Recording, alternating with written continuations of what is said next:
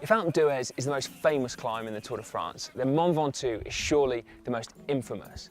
Now that's partly because it's 20 kilometres long and an average gradient of 7.5%, but it's also partly due to the fact that on these very slopes, the British cyclist Tom Simpson lost his life 47 years ago.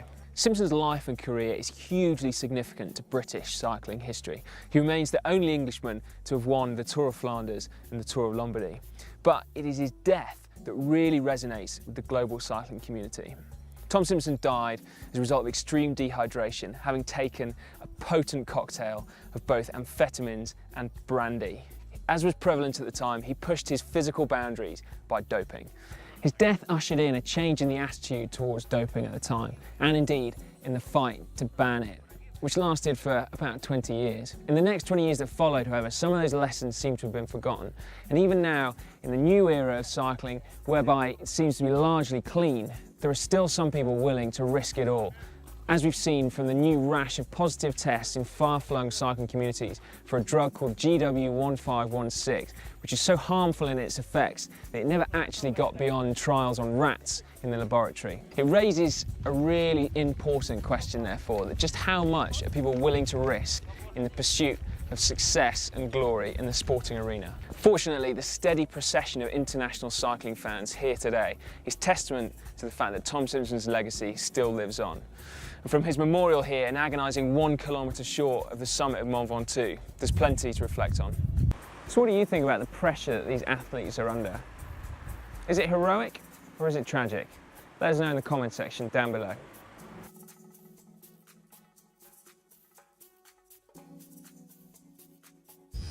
The Tour de France. It's awarded to the rider who has the lowest aggregate time and is ultimately won by the rider who took the least amount of time to complete all the stages. It's important to remember that stage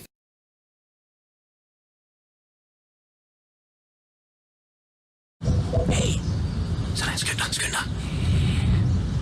Vent. Shh. Se.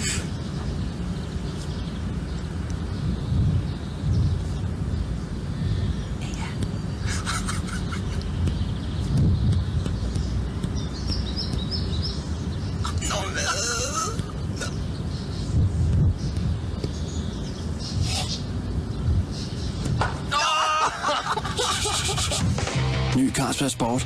Sport Inside.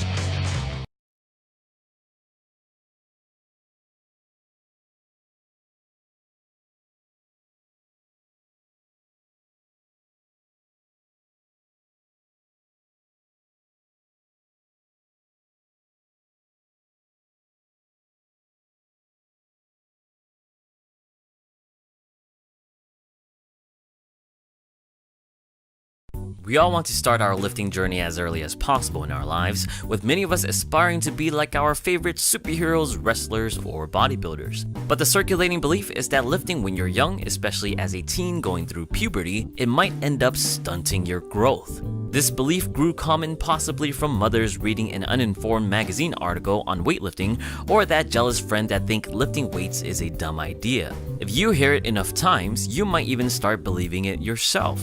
So what's the rationale behind this?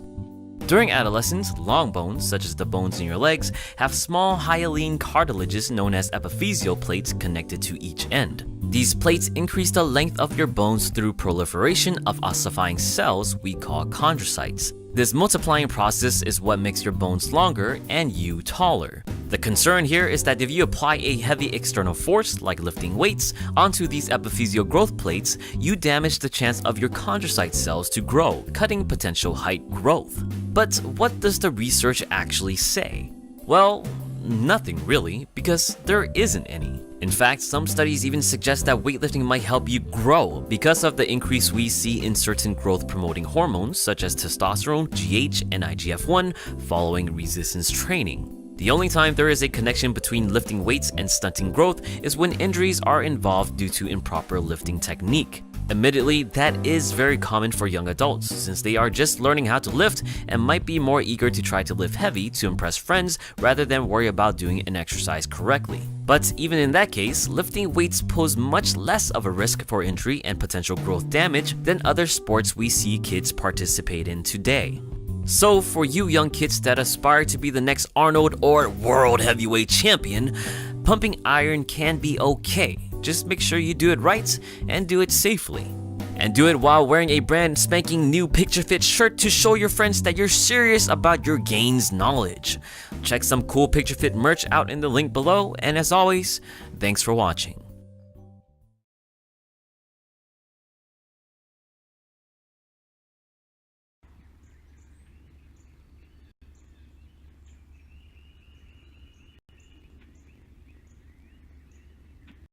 Woodpeckers, a group of birds found all over the world, are well known for their behavior of drumming their large beaks against the bark of trees. They do this in order to find bugs to eat, to hollow out cavity nests, and to signal their presence to other nearby woodpeckers. During the course of one day, a woodpecker may hit its head against a tree over 500 times, at speeds of up to 22 times per second, and at impact forces 1,000 times greater than the force of gravity. Each of these blows to the head is strong enough to cause a concussion in a human, but because of the special design of the woodpecker skull, it is able to direct the shock of impact away from the brain and protect it from serious injury. The special features that allow the woodpecker to avoid brain damage include the biomaterials of the skull and beak, the placement of the brain within the skull, and its special modified hyoid bone. Studying these features has allowed scientists and designers to work together to improve protective headgear for humans and further biomaterial design research.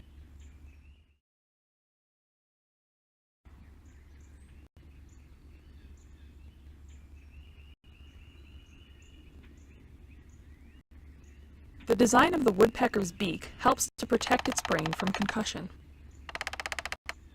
The beak in the woodpecker is large and straight. Inside the beak is a network mesh of strong, yet flexible beams known as trabeculae.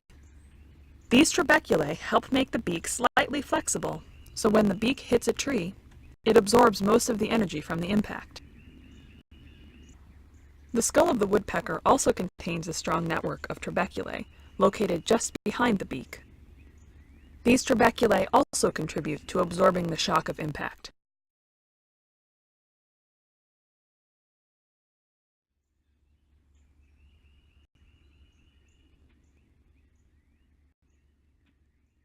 The special positioning of the brain within the woodpecker skull also helps prevent brain injury during drumming.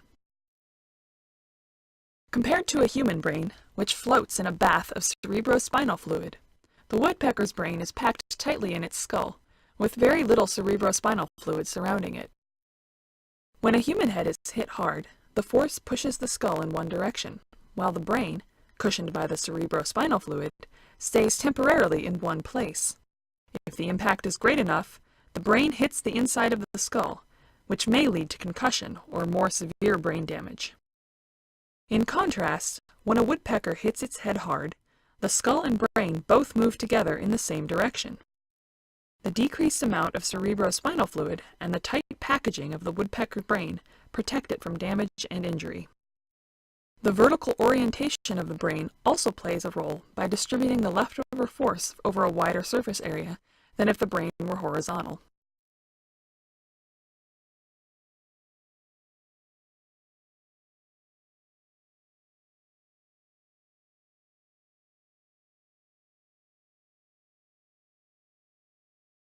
One of the most interesting and unique features of woodpecker anatomy is its modified hyoid bone. Humans have a hyoid, a horseshoe-shaped bone located just underneath our chins. However, in the woodpecker, the hyoid bone is elongated, and it wraps all the way around its head and attaches to the tongue. When the woodpecker hits its head against a tree, the hyoid bone acts as a seatbelt and transfers much of the shock away from the brain.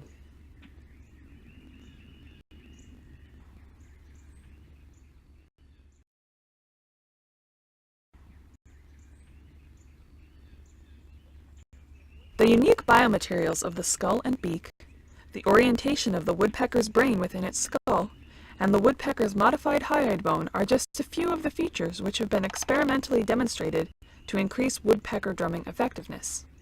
The evolutionary history of the woodpecker has driven the development of these and other unique features that allow it to find food and thrive in a wide variety of habitats. Continuing to study these features will help give scientists a clearer picture of the woodpecker's evolutionary lineage and may lead to improvements in development of protective headgear for humans and biomaterial research design.